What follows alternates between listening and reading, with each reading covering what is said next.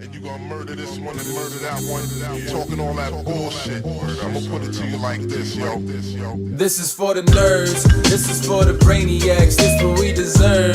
Go ahead and play it back, you ain't gonna touch me, you not gonna do nothing, you are not above me. I bet you wish you was me, I know it, I know.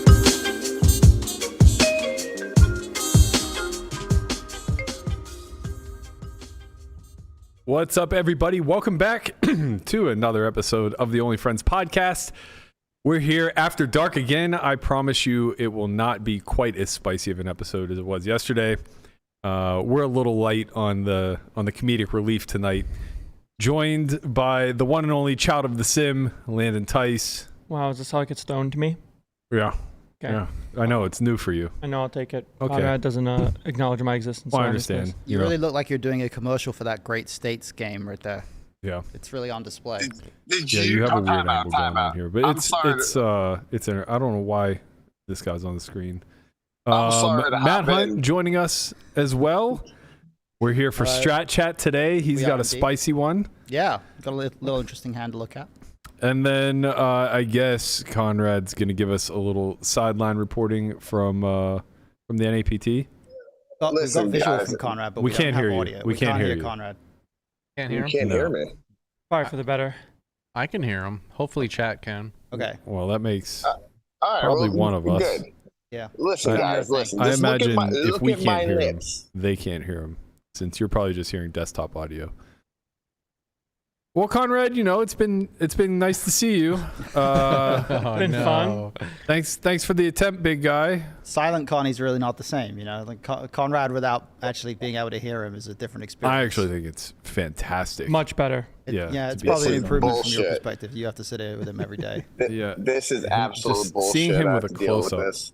and his lips Oh my moving. God. Is Such a special episode. very, very strange.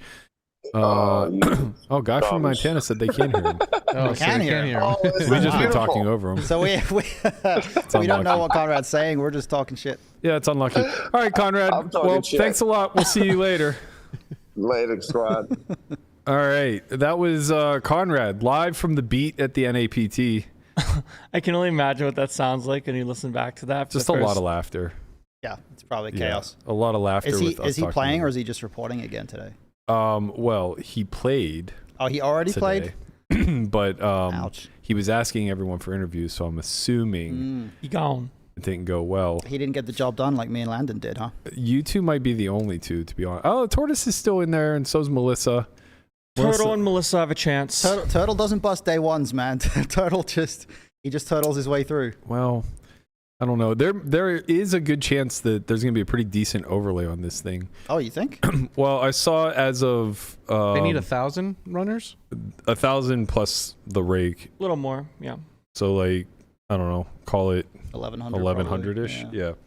Also very strange that both Poker News and Poker.org are covering this. It makes it very difficult for me as the user to figure out where the fuck to go for updates. My Twitter feed has just been nothing but NAPT for the last couple of days because I get org and then I get news. Org news, they tweet the same stuff or they post like the same updates more or less. But org seems, Poker News seems to have like the chip counts, the event info, all that, stuff that you give a shit about. Mm-hmm. And then poker.org seems to be more on the creating the story type of vibe. I'm looking at it. They must not have updated yet because I looked at this at 1:00 and it's 6 now. So late reg is closing in an hour. And it still says 533 entrants. So I don't know. I don't think that's right because there was 180 on 1A alone. Right. So I think that's today only. But B and D are getting like none. Oh, the late flights? Yeah.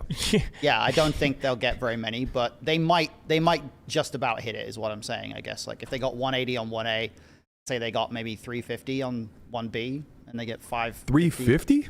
Well, I'm just guessing. Why do you think it would double from A to B?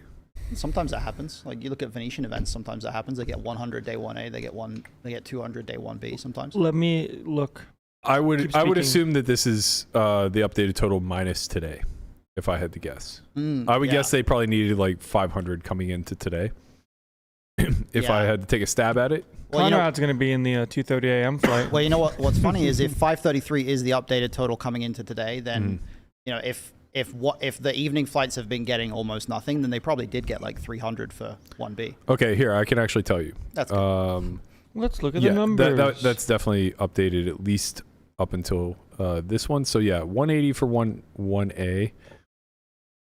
Man, this is so slow. 1B, the night flight got 33. Okay. I'm adding. 1C got 1C was yesterday's day flight, right? yes, Okay. 273. Okay. Yeah, not too bad. 60 made it through. 1D got 47. Okay. Insane people. So yeah, So it total sounds like that's 533. 533. 533 prior to today total. Wow. Right. So that means they need 400. Well, let's call it 500. 525 ish Yeah. to break Yeah, rake. It's not going to happen. That doesn't seem likely, does it? Yeah, there's almost certain to be an overlay, right? I How mean, many people do they have for this flight day? Don't know. Not sure.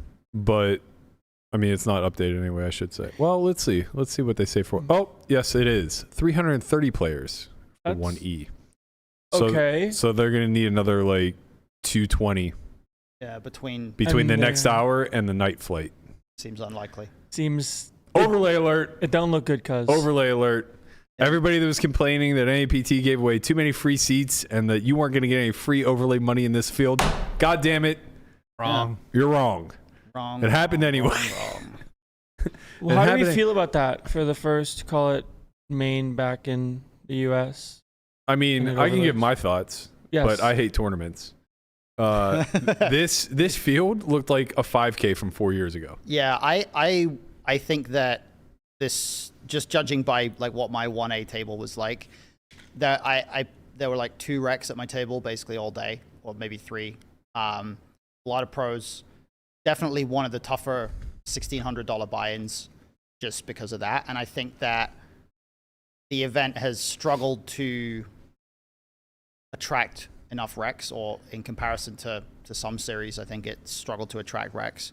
It's been very well run, like all PokerStars events are, but I have a suspicion it might have to do with the timing of being right near the Grand Prix. That might possibly have affected things. That strikes me as weird because there's nothing else going on that I know of outside of WSOP Europe, but Right. no recreationals are really going I just there. wonder if there might be something around this time of year that between Thanksgiving coming up, the holidays coming up, the Grand Prix, like it's possible that a lot of rec players just didn't want to travel to Vegas for a 1600. I don't know. It's funny. Usually the opposite effect happens. People are worried that the F1 is actually going to hurt poker because usually this time of year is booming. But because of the soaring costs and all the other issues that are surrounding F1, pretty much everybody in the poker community and gambling community alike are just kind of, there's a lot of grumblings that a lot of revenue is going to be lost over that 2-week span. Whereas generally middle of November through, not through Christmas, but like through the week before Christmas, huge traffic time during Vegas. I guess that's kind of what I'm saying though, like, because the Grand Prix is next weekend, Right. You know, so I'm kind of saying exactly that I think that whatever, like the poker traffic is lower because prices are probably up a little bit and things like that. You know? I don't think they're up yet, but I understand what Okay. you're getting at. I don't really know. My take on this is that I don't think people know how good of an event it is. Yeah, that's probably pretty accurate. Yeah. And I don't mean even necessarily like the structure or the buy-in or anything along those lines, but like we know what PCA is. PCA has been around for 2 decades, right? So anybody who has any sort of, I guess, affinity for MTT poker, especially traveling for it, they're going to go to that stop. It's a stop on the map, right? The NAPT never really even got off pre-Black Friday. Like it was developing into a thing when it kind of died. They only ran 8 events and half of which were like high rollers, right? So it never really popped off. If they were able to structure this correctly, get enough marketing, enough lead up, really create hype around it the way that Festa Lago used to be around this time of year at the Bellagio, that was always a big event. Last year, they ended up running 5 Diamond end of October, which is right around this time as well. Yeah. Still was huge. I mean, no, those events are gone now. PG 5 Diamond. Yeah, they're both dead. But my point being is that Stars in general puts on a fantastic show. They're good at it. Yeah, I mean, this is something that struck me in the Bahamas earlier this year. I think this is the first PokerStars live event I'd played in 10 years. Like 2013 was the last time I played one in France or in the UK. I can't remember. I was struck by like, imagine if the World Series was this well run. Yeah. You know, like imagine if they had this level of organization. They had an app where you could see your table draw. Yeah. All this stuff. PokerStars runs the best live events, and I don't think it's close. Yeah. WPT does a great job too. Agreed. But I don't think it's close because Stars just has that extra level of player experience. It's the attention to detail. Yeah, absolutely. Like having an app and having just all sorts of really nice, simple things that make life easier for the players. I will say, in the defense of the bigger tours like WPT and WSOP, they're doing it at such a large scale. Oh, definitely. Yeah. It's kind of difficult to match that level of detail, but I do agree that they're kind of sleeping on some things that could be corrected. Yeah. And I think also just part of the reason why Stars, why this event may have had a bit of a tougher time is just Stars haven't quite got that foothold in the US live market yet. You know, like they're back in the US live market for the first time in a long time. And I don't think there's that many US players who know how good these events are and how well run they are. And therefore, maybe some players didn't travel as a byproduct of that. You know? Well, I think the big issue is that it's not like it was pre-Black Friday. When an online site attached their name to a series, you knew that it was going to draw everyone under the sun because you would get like hundreds of satellite winners via the online site, et cetera, et cetera. But now the satellite winners are just like Sven in the fucking basement grinding ICM sims all day long. You know, you're not getting Moneymaker, an accountant from Tennessee, spinning $30 up to. I don't know for sure here, but I don't feel like I saw a lot of Europeans. No. I'm exaggerating, obviously, with the Sven. Sven just represents a Landon, if you will. I guess in this case, Sven represents like the New Jersey grinder on proverbial Stars, Sven. New Jersey. Yeah, Sven adjacent. And when you're talking about like the American pools that like Stars or WSOP or whatever would be running satellites from, those pools are really, really, really small. Oh, they're super small. Yeah. Right. So like even if you are getting a lot of recs that are playing the satellites and stuff like that or winning seats, it's still going to be like, you know, at most by the dozen. And that's even pretty improbable.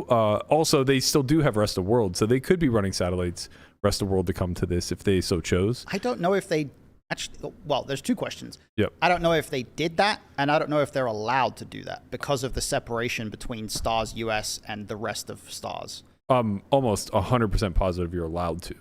Okay. So maybe they just didn't do it. Yeah, I mean, there might not be any incentive to.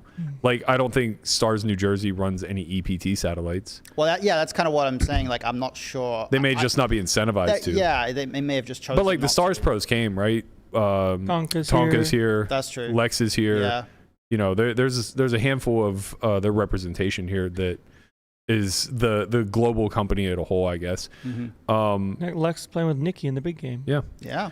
So yeah, I guess like from my vantage point, the stigma is that for these people who play main events that are 1650s, when the decision comes down to do we head to Vegas and play in this NAPT event, or do we head to Thunder Valley and play a Run Good series or Jack's Cleveland, Ohio? Isn't there there's a Florida thing going on too right now? Next month. Yeah. Or Not like next later, month. sorry, later in the month. After Thanksgiving. Oh, okay. So It's okay. Black Friday. It starts usually. I see. All Yeah, right. the bigger stuff. But yeah, I guess my point is like, you know, it ends up being slightly tougher fields. It's a bit more intimidating. Like this is a great place to kind of weigh and measure yourself and see if you got the chops to play against tougher competition. But like for a 1650, this was a stiff one, you know, like this is what a 5K or maybe not 5K. This is what like a 3,500 the Venetian looks like.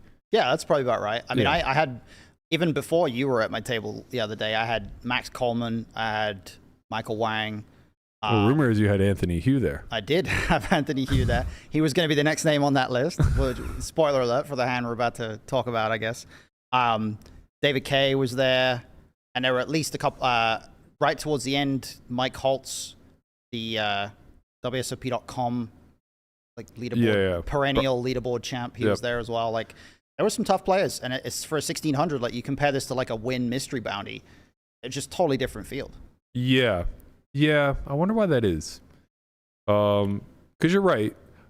Well, Win mystery bounty fields though, like they're semi-tough too. Oh, for sure. There's definitely tough players in there, but in those, like sometimes in those events, like you'll get a table where it's like 7 recs and 1 reg. Yeah. That is true. Especially if you play like a 1C of those things, like the last day of those things, when it gets really big, they have like a 2 million guarantee. You just get so many recs. Yeah. Anyway, I think that ultimately this is a big win for like the mid-stakes players in a lot of ways, because I don't think the NAPT is going anywhere, which I think is a really good thing for poker as a whole. Sure, absolutely. Adding these prestigious tours, especially at an affordable price point, is just like a pretty big deal to the tournament community as a whole, I think. And then secondarily, it's effectively like around the MSPT type of like that's what the mid-stakes players have now. Yeah, and maybe that is partly why it struggled, is because when I think of MSPT versus NAPT, like I hold NAPT like miles and miles and miles above. Just because of like I think of NAPT the way I would think of EPTs and WPTs and WSOPs. I think of MSPT as like lower than the top tier of those mid-stake tours. Yeah, that's the same for me, but I think that's because you and I have both been around long enough to remember the NAPT. Yeah. And I think that a lot of the people who are younger than us don't remember it, and they don't have that same impression. I don't remember, but I think that the branding with stars behind it makes it that much more prestigious. Yeah. Like I just see the NAPT call it higher than from a prestige standpoint just because of brand affiliation. Mm-hmm. Yeah. So I guess like that presents some challenges, but I think that those challenges kind of go away when they give away free money. So free money is nice. I think them missing the guarantee, if they do end up missing the guarantee, is kind of a net positive for all parties involved. Not just because the field will get free money. That's always nice. Right. Nice to play a rake-free event, or maybe even get a little bit of rake back. But secondarily, I think it forces stars internally to reevaluate some things, figure out how they can, kind of bolster this event moving forward. I think that they've already kind of locked on to 4 of these. Mm-hmm. And I don't think the tour is going to go anywhere. Like, I think that they have an ability to position themselves in the live United States tournament tour arena, where it's just going to take some special care and a lot of willingness to gamble on guarantees, on providing that VIP experience. I mean, I don't care that much about tournaments, but even just the hour I got to spend there, there is a certain element of FOMO where it does feel like if you're anyone in this community, you're at resorts during this week. Yeah, I think there's kind a lot of to be said for that, for sure. Yeah, I haven't played much live recently, but missing this seemed ridiculous. Yeah, I don't know. It gave me the same feeling I felt when I was coming up, and Venetian would run an event that culminated in a 3,500, where no matter what stakes you've graduated to, if you're someone, that 3,500 is kind of must play, and you feel like if you sit it out, you get just ridiculous FOMO. Yeah, I think that's kind of a good thing for these events to incite into poker players. Yeah, definitely. Do you know where the other venues are going to be that they have events? I don't. Okay. I would assume they have some attachment to resorts, though. No idea. But honestly, the structure for this one's pretty sick too. It's an hour level. Yeah, and we have 40 minute day one. Hour level on day 2. Yeah. Hour levels on Really? day 2. Yeah. Yep. It's fucking sick. 40 minute day ones, max late reg, 20 big blinds. I think that's all really good. I think Stars does a great job with their structures. And they did that Stars thing where after late reg ends, they double the level. So they have 2 40-minute levels back to back of 600, 1200, and then I didn't make it that far, so I didn't know. You can blame me for that. They double it and give it to the next one. No, wait. But they had to have done it prior to They reg did, ending. yeah. What the last level prior, they had 612 was 2 levels back to back, and then reg ended. and then reg ends, and then Okay. 1K 1500 is 2 levels back to back. Okay, yeah, So yeah. You have I was gonna say I came in at levels, 1K. Yeah, you have 1500. 2 levels to max late reg, and then you have 2 levels after the max late reg to play that stack. where you can play that stack. So Yeah. you're not it's a little bit easier to justify a max reg, and it's just kind of a nice day one structure. Yeah, I'll be interesting to see how they iterate going forward. Go ahead, It's supposed to be a 4-day tournament, right? I think so. I think it's 3. 3? I thought it was 3. It might be like 3 and then the final table on day 4. I don't know. But, Yeah. I guess hopefully one of us will find out. Yeah, we'll find out potentially. If Maybe we fuck around and find out. keep winning all in. Maybe we do. How much do you think first is going to be? For 1. If they got 1.5 in the pool, 3. that's That sick. seems like a lot. You think it's? I feel like it would be like 2 to 250.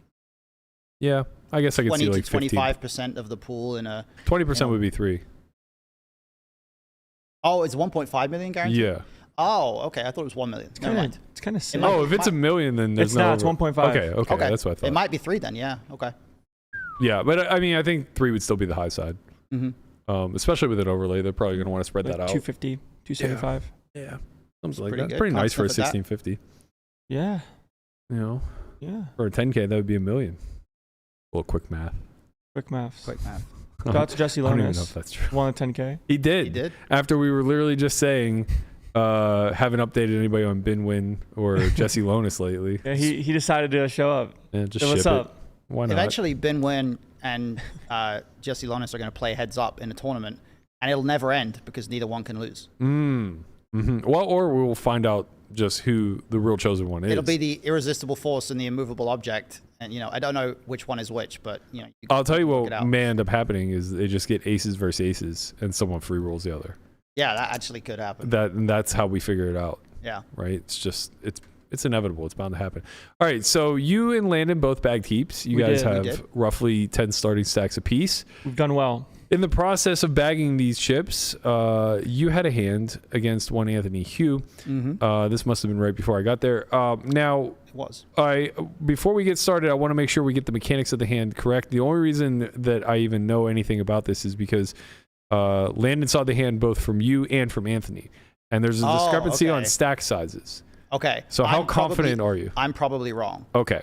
Anthony is much more likely to be correct. Okay. 'Cause I remember not quite being able to see exactly how much he had because the chip colors are weird. Oh, they're Yeah. all purple. Yeah, Yeah, they're every like, single chip had I hate purple. They those really chips were that we were playing strange. with, so I couldn't see exactly how many of what he had. So if Anthony gave you a number, trust him, don't trust me. So I think he said he had 27 big blinds, which would be 34,000. Okay, I thought he had 40 or like 37 to 40. Sorry, 33,000. Okay, so he had a little bit less than I Yeah, thought. you said 40. I think he said 33. So Okay. let's go off at 33. Yeah, I was definitely a little high on 40. Tell us the spot. Okay, so he opens from the cutoff to 2,400 at 600, 1,200. I'm in the big blind. I have like, I think about 110K because I just won a couple of big pots. And we defend with 10-7 offsuit. I think it was 10 of clubs, 7 of diamonds. Pretty straightforward defend. The flop comes 9-9-7 rainbow. I think there's a heart in there. 9 of hearts, 9 of spades, 7 of clubs, I think it was. I check. He bets 1,300, so a little bit above a min bet, which I expect to just be a range bet. I don't think there's any reason to get that small unless you're just range betting.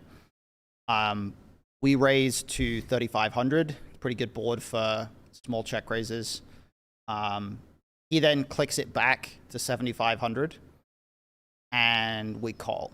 Do you want to talk about the flop first and then go to the turn, or do you want to do the whole hand? Yeah, I don't think we see 3-bet flops too often, especially at this depth. What led to your decision of check raising, I guess, first and foremost? It's definitely a board where I'm going to do a lot of raising. These paired boards play pretty aggressively from both players' points of view. From the cutoff, he gets the range bet. He's going to go with a really small size. Small check raises do pretty well to just put a lot of his overcards and random air hands in awkward spots. And a 7 is certainly strong enough to raise. I think you play check raise or fold. Yeah, that's what I was going to say. In real time, I think I basically I was just kind of looking at it as I'm basically just going to play check raise or fold. Oh, you mean with range? Yeah. Okay, I thought you meant with your hand. I was going to say, no way is right, 7. yeah, we never fold this hand. But I think, I would have raised any 7, any gut shot, like a lot of backdoors, any 9. I don't think I really would have played any calls. So we go ahead and raise with 10-7, a pretty obvious raise candidate, and then he clicks it back, and that becomes a little bit weird. This is where it gets tricky. Okay. So when you face a click back, I mean, I assume. Well, I guess I shouldn't assume anything, but let's I guess walk the audience through how you're prioritizing moving forward between things like your hand, your equity, your range, and then his range. Yeah. So facing a click back like that, the first thing that is, I think, quite important to recognize is that this is not a board texture where playing like a strategy where I have any jams against his clickback is really going to help me very much, Right. because it just makes his decision super easy. Because even though his raise is just a clickback, it's super polarized in that any bluffs are going to have very low equity on that board, and his value is going to have really high equity, which is why a clickback serves fairly well, because he gets to polarize for a pretty cheap price. But it doesn't benefit me to have any jams. And we're not really at a point where I can have any like re-raises that are not all in. Like it would be really hard for me to click it back to like 11K or something. Right. I mean, I could, but it would be weird. So I basically just figured in real time that I'm just going to play call or fold. We're getting a really good price. And obviously we still have plenty of value in our range. We have a lot of hands that are strong enough that they can't really ever consider folding. We have some draws that are still going to continue. And his range is unlikely to be... I don't think it's likely to be a spot that's over-bluffed, but he's certainly a good enough player that he understands what his range is supposed to look like in that spot. And he's going to have a lot of his stronger 9x. He's going to have potentially some overpairs that might need a little bit of protection, like some jacks, queens, stuff like that. And he's obviously going to have plenty of bluffs. I think the hardest part for me there was figuring out where I thought his bluffs were going to come from, or what portion of range is supposed to bluff, because it is a board where it's not intuitive to figure out what your bluffs should be, considering that, you know, you can only have so many gut shots and things like that to use. So I would imagine that he's probably supposed to bluff some random ace highs and some like really weird, obscure stuff like some backdoor king highs and things like that. And I imagine he does that at some frequency, but it was definitely hard in real time to figure out exactly how much. Yeah, ace wheel with the backdoor is probably a decent one. I kind of thought those would be part of it, but obviously, even though they have the backdoor, they're definitely pretty low equity bluffs on this board. So there's a lot of hands in my check raising range that have a pretty big incentive to continue. Yeah, it's like the paired board's such a fight for the high card region of hands. Mm-hmm. And the polar click is probably most of the time going to be roughly 9x or nothing, Mm-hmm. because if Anthony has an overpair type of holding, it doesn't really serve too well to play in the click range, as you just have a 9, and now he's in kind of a weird spot. Yeah, it does get weird. Still get stacks in anyways. It's interesting. Machine probably does it a good amount, like a small amount of the time, like from in position defense versus raise, but it's definitely a node that you very rarely see in live poker. And I did run this on Wizard when I came home, and I think it gave him a certain amount of clickbacks, but not a lot, because it's low. It is a spot where the value of him being in position against a small check raise is pretty significant, and clicking it back kind of reduces the SPR to the point where it makes it his positional advantage is lower. So what is the SPR now moving forward once you continue through a call? Well, once I call, there's about, I want to say something like 18 or 19K in the pot, a little bit more maybe, and there's about 25K, I guess, in his stack. His post said like SPR was 1 on the turn. It was pretty much 1. It was a little bit more maybe, but 22.6K and 21K or whatever. Yeah, I didn't do the exact numbers, but yeah, that sounds about right. Okay.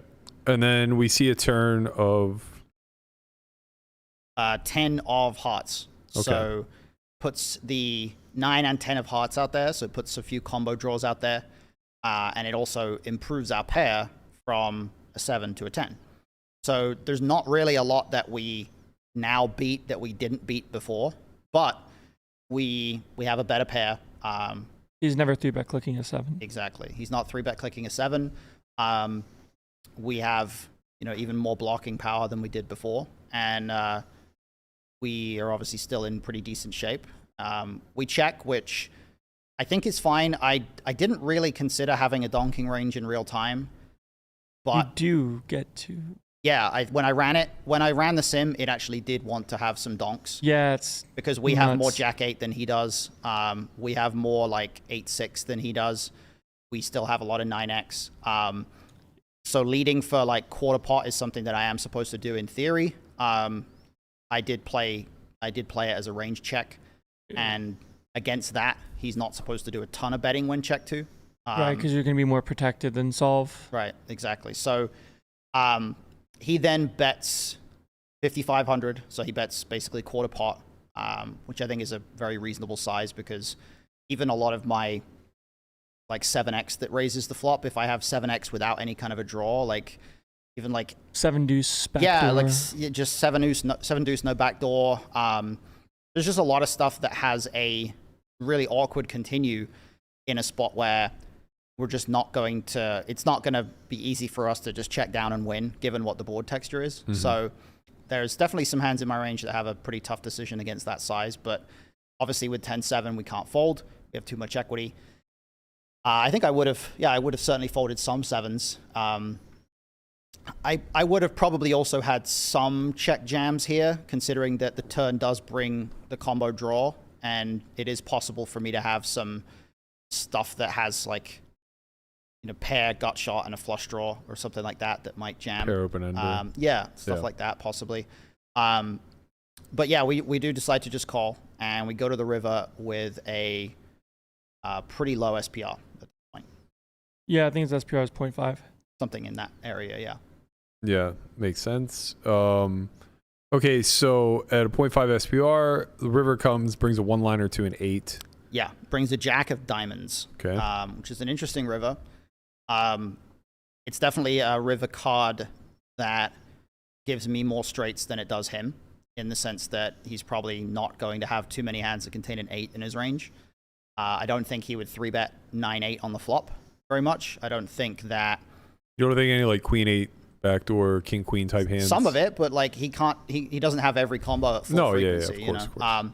And he doesn't click back 10-8 or Jack 8 on the flop either. He doesn't have the offsuit versions of those. Right. He doesn't click back 6-8, 7-8, like pocket 8s. There's just very, very little 8x that's actually in there.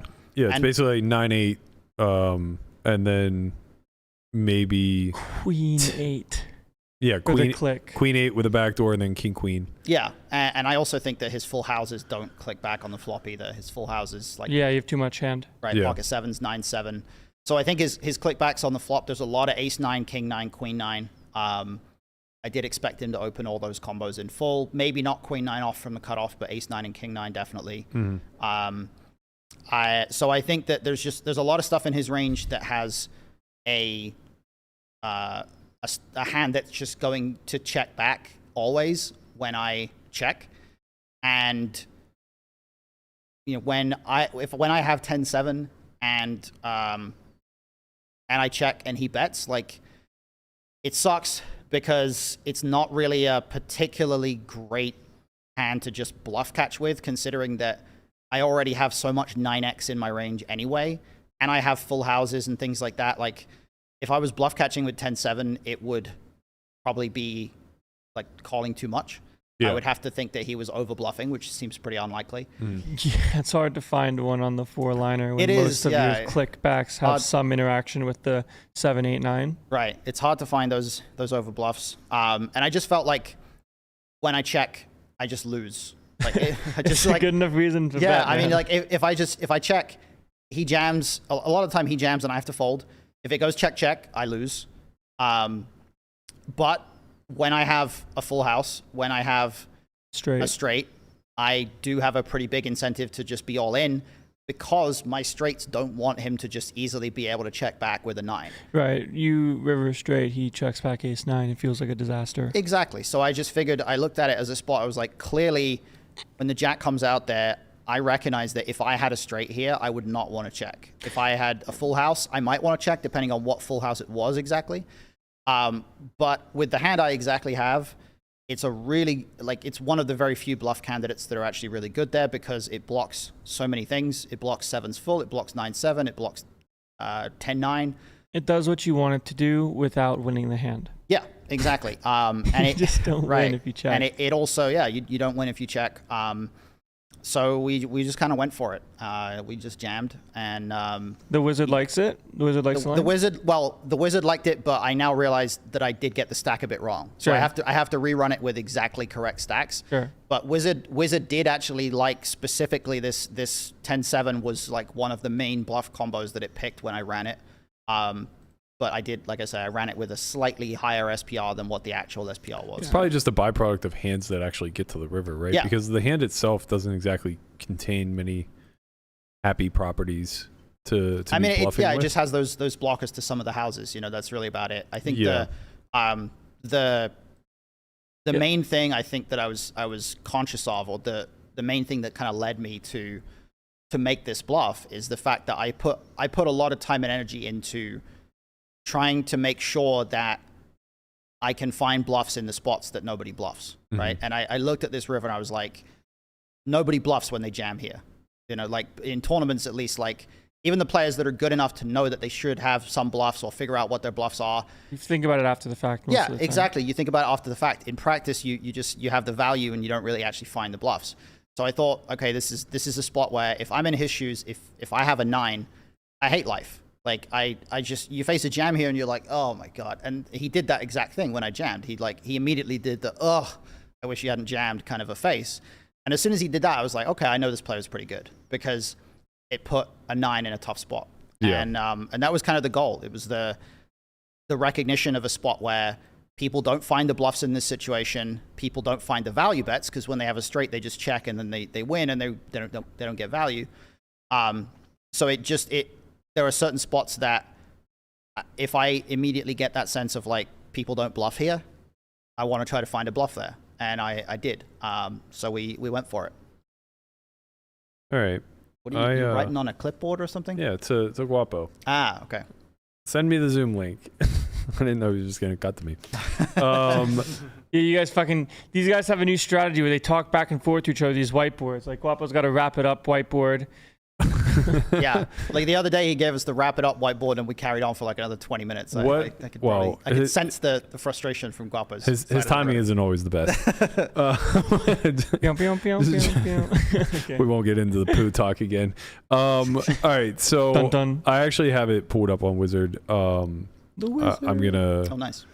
I'm gonna go ahead and run it real quickly. We love the wizard. What was I have all the stacks and everything else. What was the flop?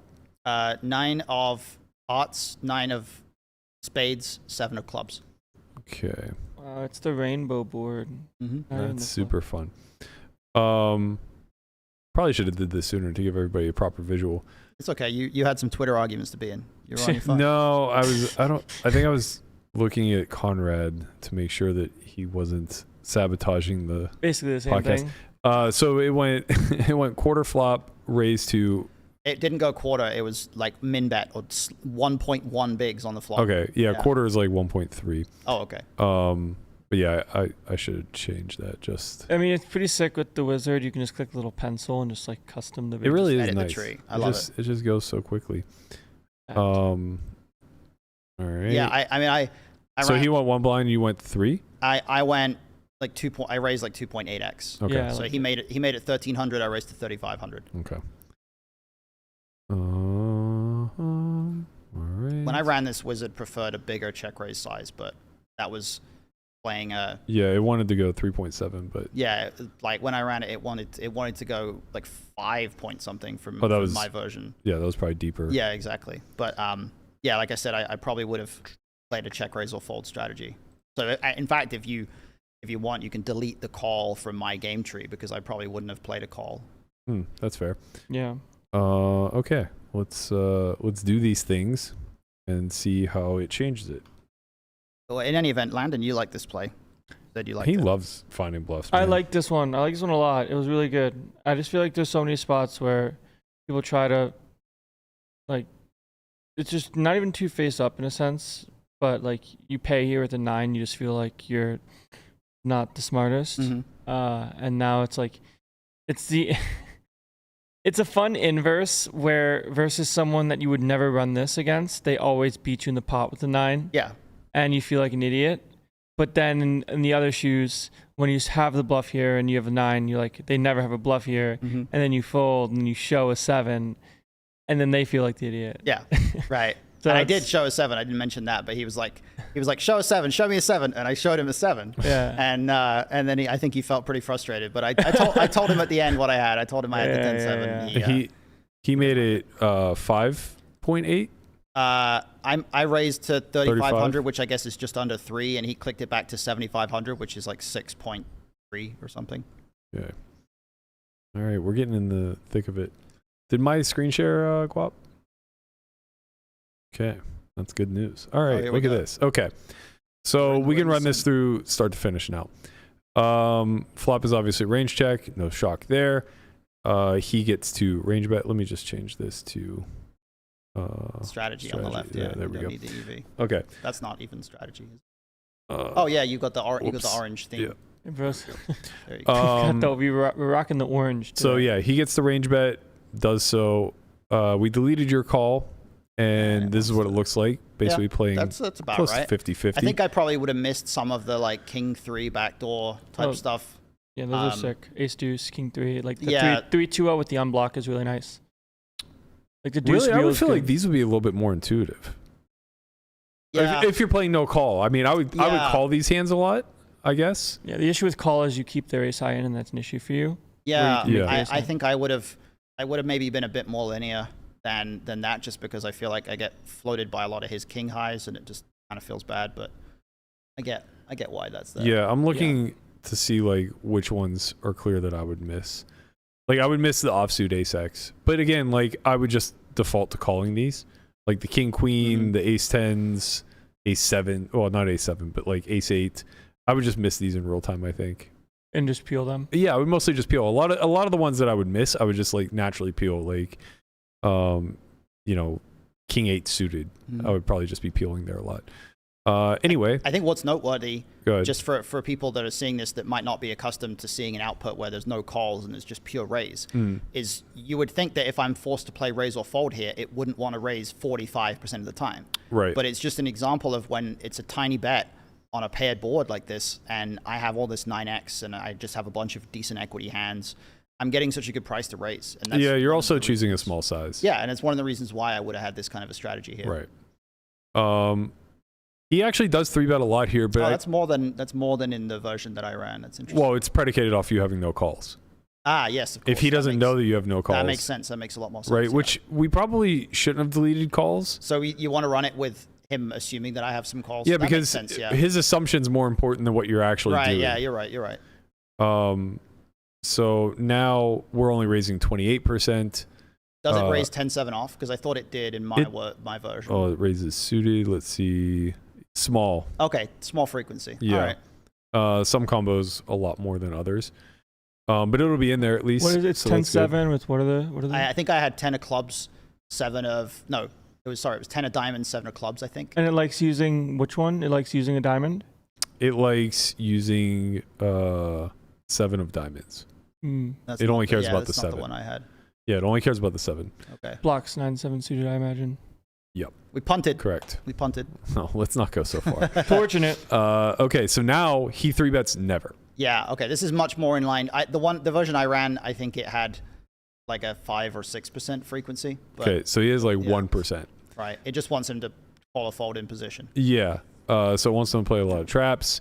When he does choose to raise, yeah, your instincts were good. It's the king high low.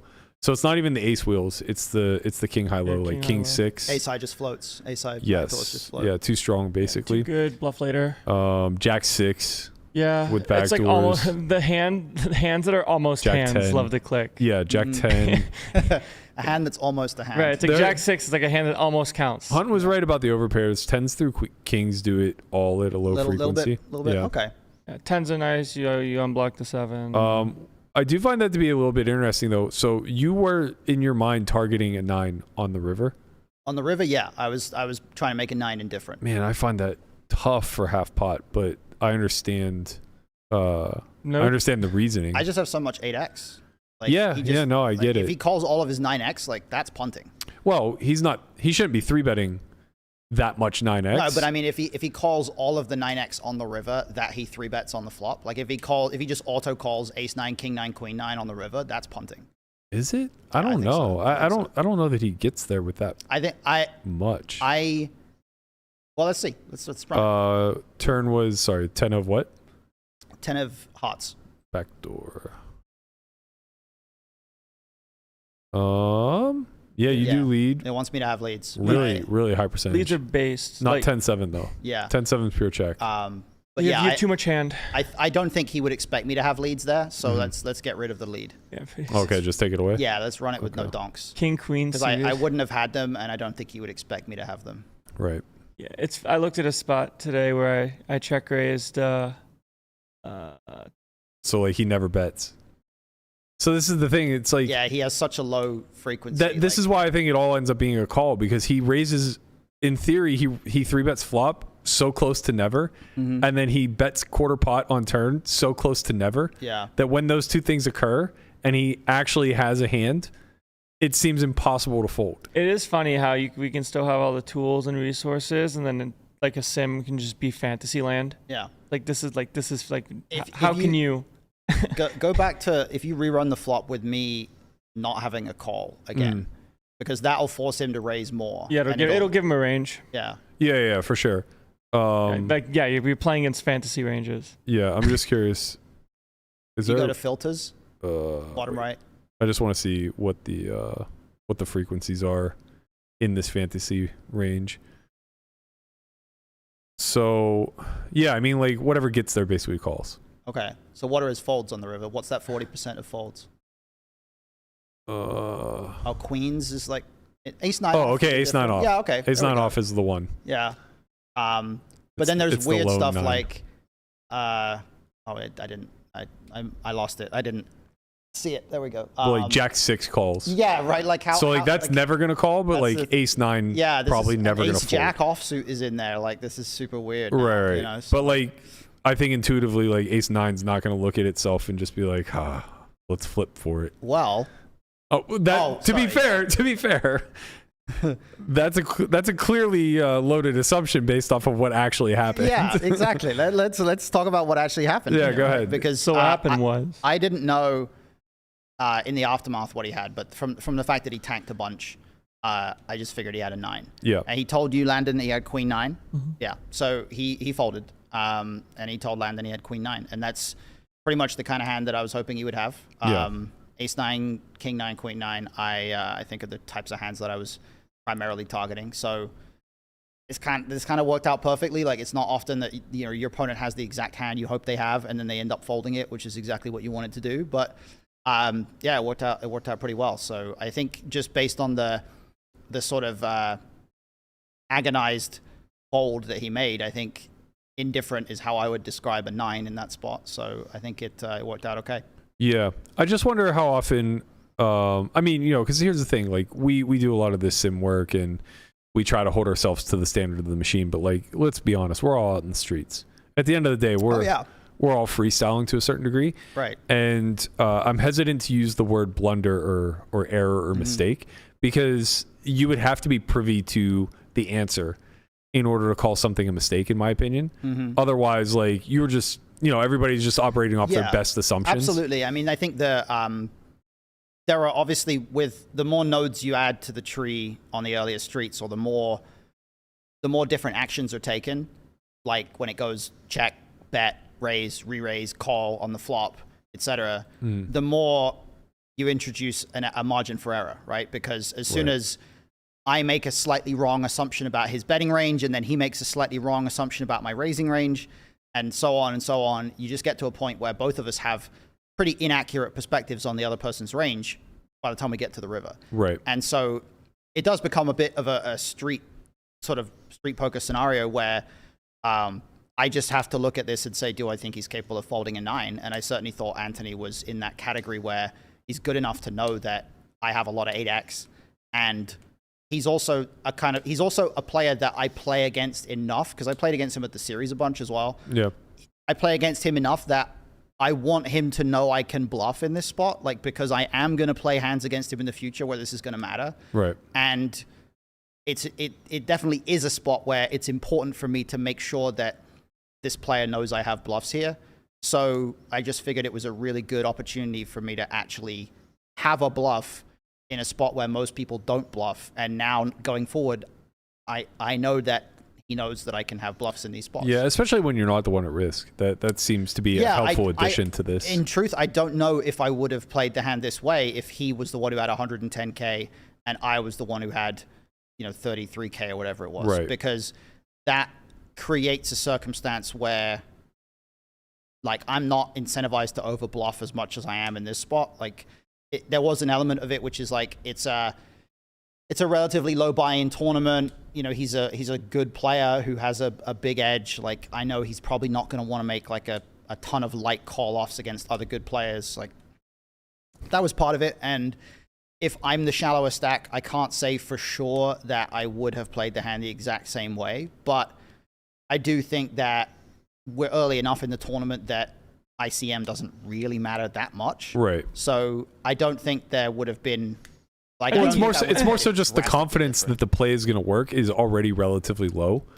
So if it comes with the cost of a rebuy additionally, that could be just enough to dissuade you. Well, I think you find it because you're playing check raise or fold, right, on flop. Like, your assumption for yourself is check raise or fold mostly, and then turn, like, you kind of get backed into a corner, and then river, you're like, well, I'm here now. Yeah, and I just want to play good against somebody good. Yeah, I definitely would have like been trying to find it. Like, one other factor is, honestly, I was less prepared going into playing on Monday than I usually am because I had stuff going on in the morning. I had a coaching session, and I had therapy, and I went straight from therapy to play poker, and that's a weird experience. So if I was playing at my absolute peak, I would hope that I would still make that play. But equally, if I was playing as I was on Monday, which I played well, but I don't think I was at my absolute best, but I didn't have the confidence from having a lot of chips, maybe I don't make that play. Maybe I wouldn't have found it, because I guess I'm contesting. I'm just contesting that big picture. It probably just doesn't matter that much in a spot where we have a pretty high degree of confidence that he has a 9. And the only reason that I say that is because a lot of circumstantial things had to happen throughout the course of this hand for the outcome to be anything outside of Anthony getting all of his chips in the middle, right? We needed this particular run out, and additionally, he had to have a 9x candidate that he's not supposed to have in the flop 3-bet node. He has to have a 9x candidate that even if he thought you were only playing check raise or fold, still only bets 3% of the time on the turn. You know what I mean? Like, there was so much compounding stuff that happened that led to kind of a leveling war. And that's just the nature of poker. Like, we're far from machines. This happens to me in cash literally fucking daily, where you can reverse engineer any one in particular spot and just say, oh, that went this way this time because of some mitigating circumstance that just led somebody's thought process down a different rabbit hole than it would be down any other time. And I guess the only reason I'm highlighting that is just because I don't think like a lot of our bottom line ever comes from situations where our opponent is like, we're at a low SPR and our opponent has his range somewhat divulged to us. Like, he's obviously good enough to have bluffs here, but we're pretty far at the bottom as well. It's it's very well. Sometimes runouts are so hard to have bluffs on by default, where like, let's say the board is 9-9-7 turn deuce over 3. Like, we know that there's going to be some of the king 4s, the king 6s, right? Yeah. But then on this particular run out, where most of the logical, like, in-game 3-bet clicks are going to be predicated around making a straight at some point if you can. Yeah. And then that straight materializing. I actually think Hunt has maybe more bluffs here than we lead on. Well, just in the sense that I think he has a reasonable amount of 7x of hearts. And then hands like just 7x in general. Like, you can't fold the turn, really. Yeah. Well, 7x is pretty indifferent on the turn. Looking at it, like 10-7 is the pure call. Yeah. And Jack-7 is the pure continue. But as well as 8-7, obviously. But when you start to get into like 7-6, it mostly calls and starts to fold some. 7-3, but now like 7-5, 7-2. 7-4, 7-3, 7-2, these are heavy folds. Yeah. Queen-7 is a heavy fold. King-7 almost pure folds. Yeah, I would have probably played almost exactly like that on the turn. Yeah, so you know, it's not like he has that much, but the thing is that there are a lot of hands. It's funny, Wizard doesn't want to have you jam, it wants to have you play like a click on the turn, which is kind of interesting because I was thinking like, what if you have a hand like 6-5 of hearts? It just seems like that has to continue in some capacity. Yeah. And jamming it just seems like lighting it. You know, like you're, but it mixes call and click. You just get spicy. You say you have a 9 or 9 or 9. Yeah, so it mixes like call or click, which I totally understand. But the thing is, I guess my point is, you're gonna get there with some 6-5 of hearts. Yeah. You're gonna get there with like a fair amount of 7x of hearts. Like 7-5 of hearts plays pure call on the turn. 8-5 of hearts pure jam. But you follow my logic here. Yeah. There's some like just natural hands that fall. 10-7 being one of them. Yeah. There's also the one other element of it that I didn't mention yet is the only hand that I can remember that I actually played against Anthony in the summer at the series was, I think, with maybe 50 or 60 left in the event that I ended up final tabling. And it was specifically a spot where I check raised the turn, or he bet the flop, I called, I made a flush on the turn, check raised, small, and then jammed the river, and he tanked for a very long time with what he, I think, later told me or implied was just like a bluff catcher with a flush blocker. Yeah. Basically, it was like queens on a king high 3 flush board. Yeah. He tanked for a very long time and folded. And it did go through my head at like when I'm in the hand with him, like the last time he was in a big bluff catcher spot against me, he decided I didn't have enough bluffs. And I felt like just that additional piece of info is like pushing me just a little bit more towards like, I might be incentivized to try to find bluffs here as opposed to just accepting it's a spot where I'm under bluffing. Yeah, it's tough with the execution in the sense of knowing that bluffs, like when you look at enough solves and call it dynamic texture changing cards on rivers and turns after polarizing actions like raises and bigger bets, solve study makes you realize when board texture does change, the out of position player might have leads, right? So like on this specific river, seeing a lead jam from someone that studies like, oh, like the solve is going to jam here because of these specific reasons. Yeah, I think that's the most important thing to take away is that from an execution level at a heuristic, like I guess let's call it zoomed out perspective, you guys both operated well within the realm of theoretically correct. The actual execution at the micro level, as far as like picking candidates, yada yada yada, you know, debatable, right? Like the frequencies are probably off a bit. Who gives a shit?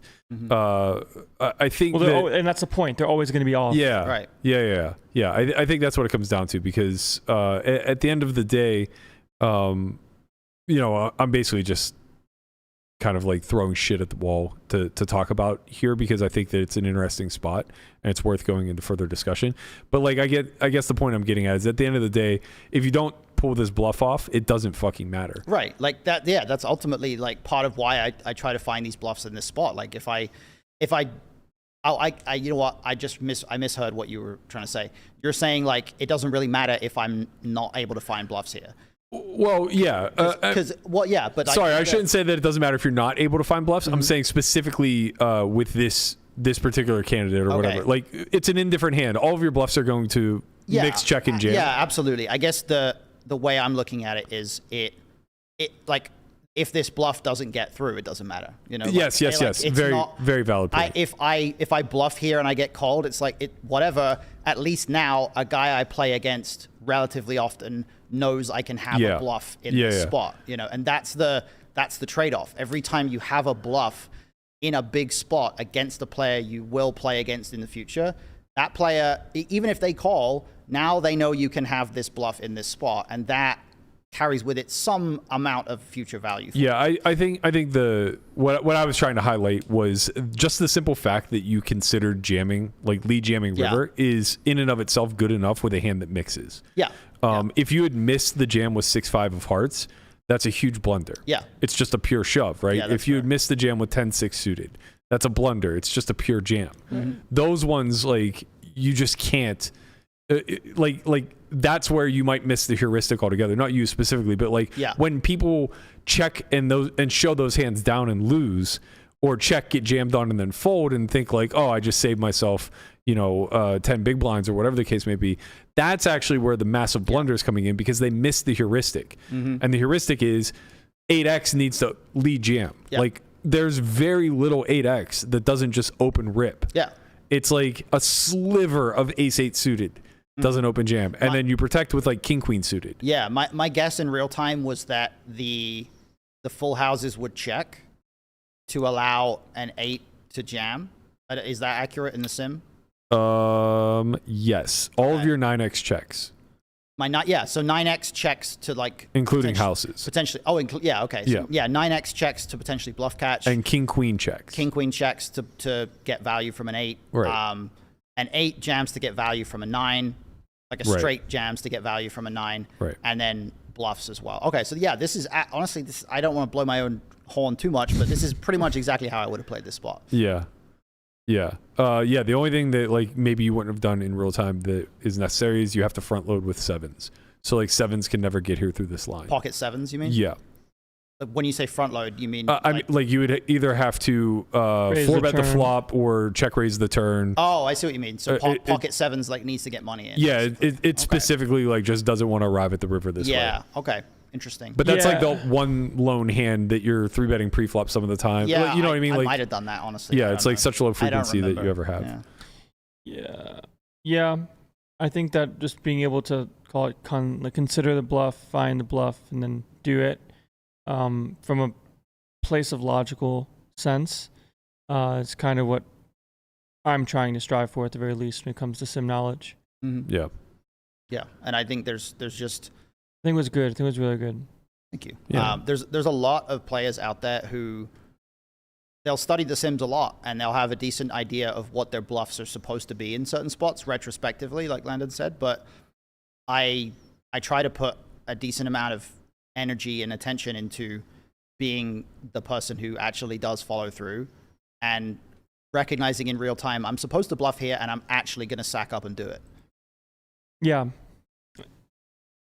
Yeah. I've never seen Landon at a loss for words. Wow. It's about, like, there's not much. It's just the kind of like a just overarching true statement of most tournament or just poker as a whole. It's people don't value the red line strategy as much as they need to. Oh god, we love a good red line strategy. We love red line. How else are you gonna win? Can't make hands in this fucking game, that's for sure. Yeah. Maybe that's it. Maybe it's just the people who run bad who have to focus on finding the bluffs. Maybe I'm just underrating how much run bad I've had in my career. I fucking joke about this all the time on Twitch. I'm like, every time I have showdown value, I just lose to better value. But every time I red line, I just win. I'm not a showdown player. Just turn all your showdown hands into bluffs. I'm either winning red line or I'm losing blue line, man. Yeah, I've been saying this for years, man. I got fucking whacked in the blue line yesterday. I lost with aces, lost with kings. Today I get ace king in a 4-bet spot for 100 big blinds. He has aces. Don't give me these fucking hands, man. That's what I'm saying. Just don't give me the hands, I want it all back with a bunch of fucking crumbs. Napkins the whole way through, I was so surprised when you said you had aces in the hand that we played, the one hand that we played in the main event. You didn't like the line? No, I was not that I wasn't surprised that you played it that way. I just assumed you were calling me with like jack high or something on the river. Oh, it was no. king 9-9 king 3 or something, and I called me with a jack high. I just figured that like there was a decent chance you'd bluff catch be pretty light there, but it was king 9-9 black, turn black king river red 4. No, I definitely wouldn't call you a jack high. No, I mean I wouldn't disrespect you that much. I'm exaggerating. Like I wouldn't even call you with queen high. Okay. I was actually the whole reason I thought, I know my hand's an auto call, but the real reason I thought is because I was kind of considering like queen jack might be a call. Maybe, I guess I was just kind of thinking like.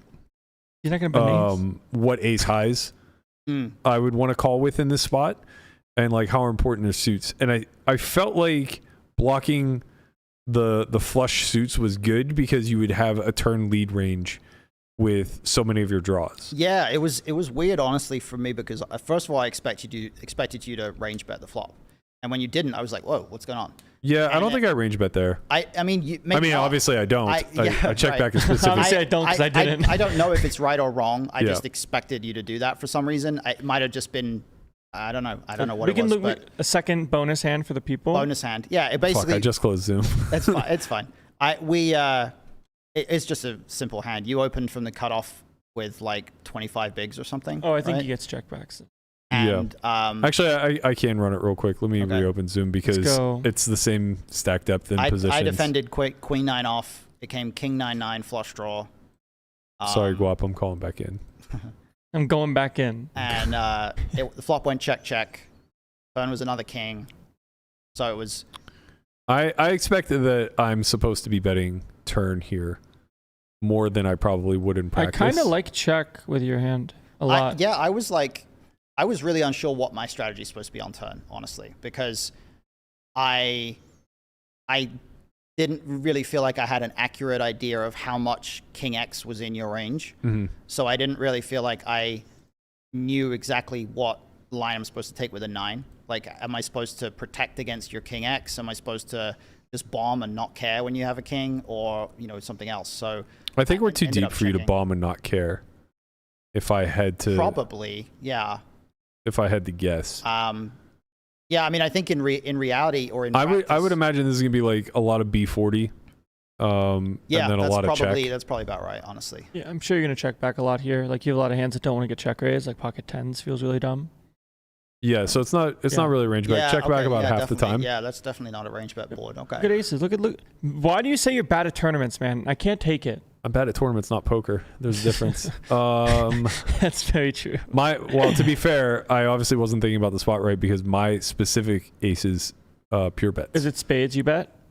Ace of spades? Spade club pure bets. Or just spade in general, or no? Spade in general wants to bet, yes. Yeah, I just have equity, sure. Yeah. But like, how different is it going to be?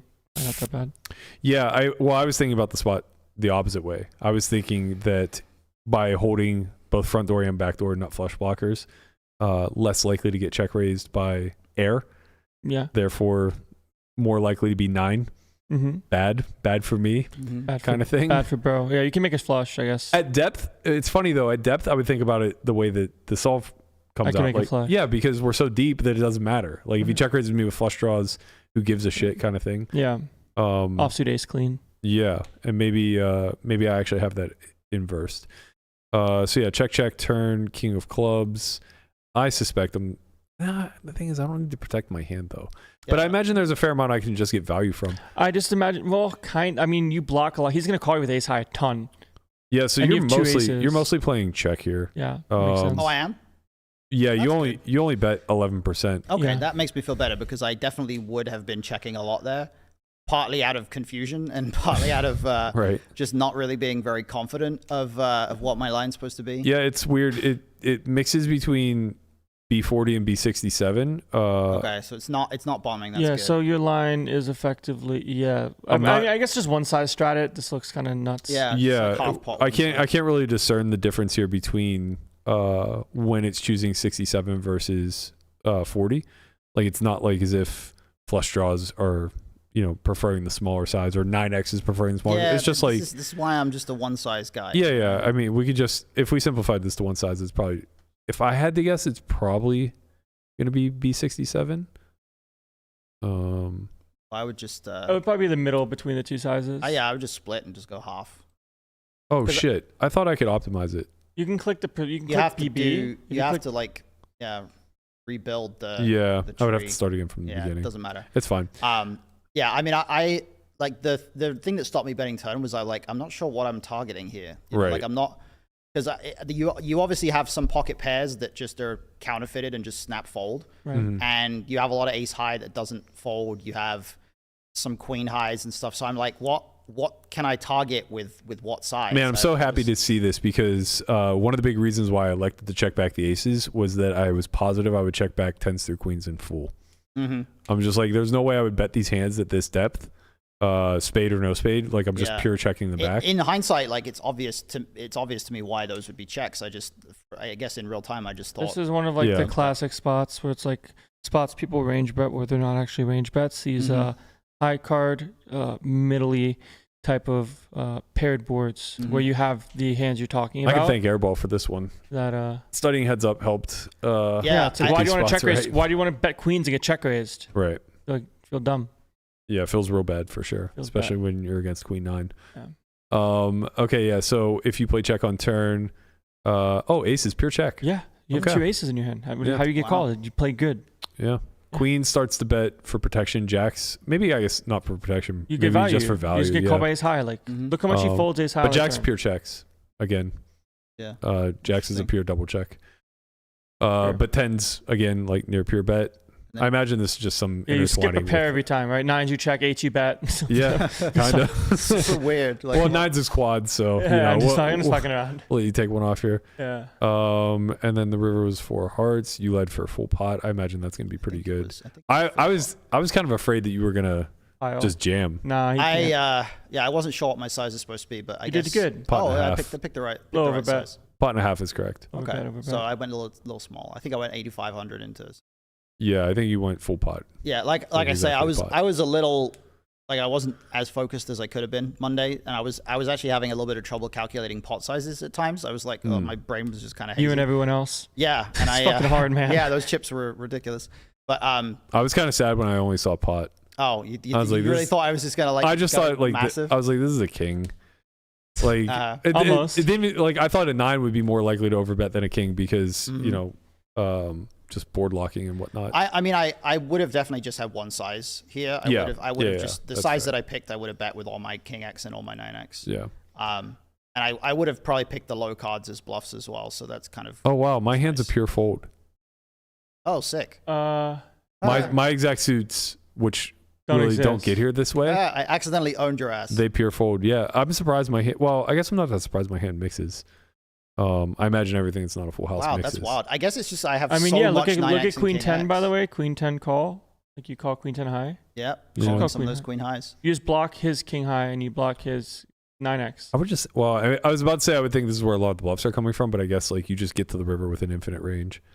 Like you're Yeah, just gonna I mean, have like 5 high. Right. Like I have so much. If you look at what I'm bluffing with, like I'm not supposed to go full frequency on the low card combos. I kind of like having double. Yeah. Like this is where I look at a like heuristic machine and just say like, okay, I like double ace more than ace 7. It's easier for someone to bluff with a hand like 6-7 on the end. Right. And like I have 2 aces, I have 2 unblockers. Yeah. I mean that would have been the logic. I'm surprised ace high is doing so much betting on the turn. For me. Well, I'm supposed to probably bluff. You have to catch call with the queen high sometimes. Yeah, you have to Yeah. call Right. queen high. Yeah, that's And then fair. well, the size is also small too, right? It's 1.4, so you're betting quarter pot. yeah. Like if you click the button, click. Like you can't. Matt can't fold queen highs here. I imagine. Like in full. And his raise size is super small too. No queen. Like queen 3, That's you just so say in with wild. all of the combos. I'm supposed to just like click it back with like queen high, like queen 3 off clicks it back. Yeah, I mean, to be honest, if I would have thought that you were playing a clickback check raising range, I probably would have been more liberal with my betting. Yeah. But This is just I super expected weird. like a pretty polar response. I would have never gotten anywhere near this strategy. Yeah. Well, now we know, kids. Yeah, Now we know. this was an interesting hand. Like the double paired boards are still, I think they're still a type of spot that I feel like I don't have like a super good handle on, like in terms of the solve. It started with 4 flushes and 1-liners, and then people started to get better at playing those. I think I've gotten better at. I still don't think I'm that good at 4 flushes. I think I'm good at 1-liners because I have a better understanding of straight blockers and straight combos than like what to bluff with on a 4 flush board, you know? Yeah. But yeah, 4 flushes and double paired boards, or like the super weird like trips boards and things like that. Those are the ones where I'm definitely like not particularly up on what my bluffs are supposed to be, but they're obviously. It's funny. I think on double paired boards, I feel very good both bluffing and bluff catching. And I feel like I evolved that before I actually evolved 4 flushes and 4-liners. Mm-hmm. But I think it was a byproduct of the live environment. Yeah. Same thing with trip boards. So trip boards are the ones now where I just don't bluff catch liberally enough at all because ace high is never fucking good. Like it's so obvious on trip boards when you get to river with ace high and they choose to bet anyway, it's like always fucking deuces through, you know what I mean? It's some sort of thin value. So I just started bluffing with hands that I would otherwise bluff catch with. and just folding more often in general, I guess. But I think like because it's so non-intuitive to the pool, it doesn't really matter what happens in theory, right? You kind of have to figure out the proper responses based off of your opposition. And for a long time, 4 flushes were, I wouldn't say overbluffed, but let's say bluffed appropriately. And one-liners were just like massively underbluffed. People were just so afraid of getting snapped. Where like double paired boards were always like massively overbluffed. I think that when the spots where people are afraid of just getting snapped, those are definitely almost all those spots are underbluffed. Because no one wants to just fire it off and just be like insta snap. The craziest thing to me is that the hands that I mostly see bluffing on double paired boards are ace highs. And I can't for the life of me. Dumb. Why would people do that? It happens all the time, bro. I played a hand today where I opened king 10 suited under the gun 8. We went 5 ways. So it went like cutoff calls, button calls, small blind calls, big blind calls. Yes, classic. I'm in the muck. And it comes, and we're deep, like 100K effective. Well, sorry, I was 100K deep. So like maybe like 40K effective playing 1-1. Classic 5-way 400 big blind pot. Right. So there's like 2K. There's like 2K in the middle, and it comes queen jack 10 rainbow, one of my suit, and I check mainly just because it's 5 ways. But secondarily because the cutoff and button are the type to take stabs pretty often. So checks to the button, and he bets 2K into 2K and folds to me. And I'm like, what the fuck is this? Like, you definitely don't have any ace king in range. You don't have any sets, maybe 10s like once in a blue moon, but I block that. It's like jack 10 a lot. Yeah. Right? I'm just like, what the fuck is this hand? Like, I'm running it here. I'm just going to run it. So I make it 5K, everybody else folds, and he makes it 13,000. And I'm like, the game is gone.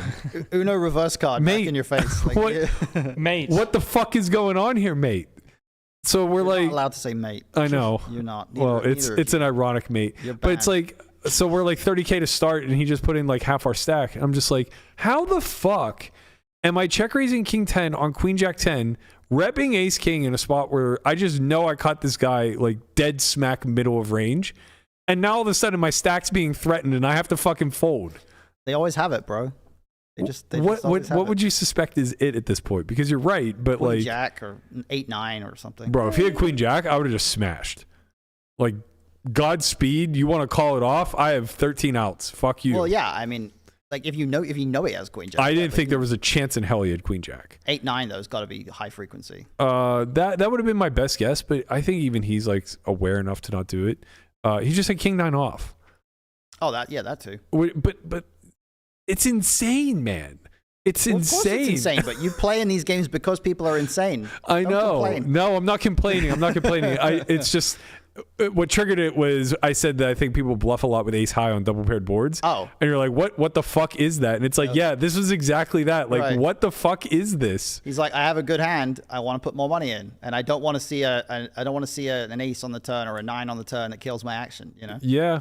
Yeah, that's I mean, what it is. No, that's these dynamic boards. People don't like seeing the action killers on the turn. I do think, I don't even know if they qualified as action killers. I think they qualified as I don't want to make decisions when the texture changes. Oh, that's definitely it as well. Like, yeah. I think that they think, oh, well, Berkey has sets in 2 pairs here, which, to be fair, I probably do because what do you do in betting pot on a board where I just have the nuts in full? Yeah, it's the fear of the latest streets. Yeah, it's just the not wanting to like make a turn decision in a big pot, make a river decision in an even bigger pot. Right, right. It's just like I want to get money in now.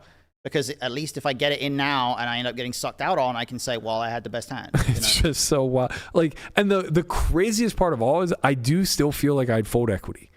Like, I somehow think if I jam, he just kind of like chucks it up to, fuck, I can't believe I ran into ace king here, and mucks it sometimes. Well, it's the same way that people like 5-bet kings pre and then fold to a jam. Yeah. You know? Yeah, you just have ace king and they're like, oh, you must have aces. Right. Yeah. People do that. People are unpredictable, and I love every bit of it. Man. People are chaotic. I'm here for it. I love every bit of it. Do we get a special call in by chance? Perchance. Negative. Oh man, that's a shame. No special call in. Who was going to be the special? Well, I was going to try to end on a bit. I was going to try to shower Conrad again, but he's too wise. We've already can- showered him once. I can know. reopen Zoom. There's only Well, so, I texted him and told him to call back in, but I don't think.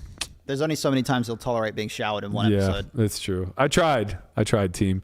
Hunt, as always, this was fantastic. Happy to be here. We appreciate you. Best of luck tomorrow to Are both we gonna of have you. me? If I don't go deep on Friday, are we gonna have me call back in and do some weekend warrior picks? Yeah, I think we'll probably be 6 o'clock the rest of the week. It sounds like there's a lot of action now picking up with F1. I'm probably gonna have seats.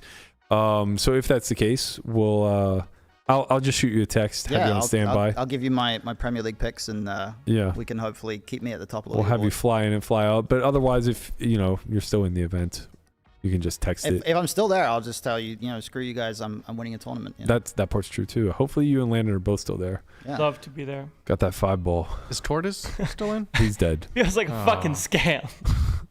Tortoise, See, for all Tortoise this is fucking done. time where you're like, oh, I showed up early and you didn't show up at all, and then I get my 5%. I've never showed up early, so I don't know what you're talking What about. was we made a rule about like what percent it could be based off of like time spent. I don't. No. You remember no, this? No. You made a thing where whoever Shows up first. or- shows up first gets to choose at what point the percentage is engaged. Is it always? Is it the final table? Is it? oh, at what number is 5%? Correct. Yeah. At what point does You the actually- other person get the 5%? Right. But you didn't qualify this one, so that's unlucky. I'm just gonna get all the pennies. 5% of them in cash. Give me that 5% of 3,200. You better not main cash from the stack you have. Hey man, I mean honestly, you know what? I'm gonna save it because it's a bigger conversation for another time. But like in these spots, like you're supposed to go pretty hard when you have the chip lead on That's true. bubbles. That's true. We're both gonna probably go pretty hard. I Yeah. really hope we don't get the same table. Give me an That would ace 5. All right, Cat Jam. Fucking Let's- relax over there suck. Let's a little not bit. get the same table. Johan draw. told me That someone in would be bad. Cyprus said like they're just talking about poker people and my name came up and the only thing the guy said was, "Oh, the ace 5 suited guy." It's like this is not like this so is that's not a funny. me. It's like Johan was like, "How did this get onto you?" I'm Internet. like, I don't fucking know, It's man. the internet, It's man. the internet. It's the internet. Oh. We make things go viral. I'll die on this that is hill. the thing. We actually have never had anything go viral, but like indirectly, collectively, we are viral. Yes. Mm-hmm. It's the worst of both worlds. We reap none of the benefits and accrue all of the downside. Yeah. Congratulations on another We're doing great, fantastic guys. podcast, guys. Sounds good. Good work here at the Only Friends Pod. Thank you guys so much for tuning in. We appreciate you. Don't forget the pinned comment up there. We are doing a pre-Black Friday sale, so if you guys are interested in sulfurwide.io, first 2 months, only $19.99. Little bit of Consider catch that jam action. discount on us. Yeah, look at him go. What a That's going to legend. do it. I don't know if there's music playing in my ears or not. I'm guessing that's why I couldn't hear Conrad, but we will see you guys all 6 p.m.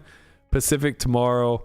Less Landon Tice. I have high confidence he'll still be in the event. Yeah, I not hope not for so. me then. You don't have high confidence in me. Well, you're not on the tomorrow show.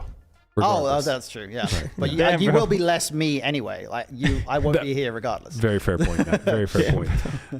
We'll see you guys all then. We trust you, Hunt. All right, We thank trust you.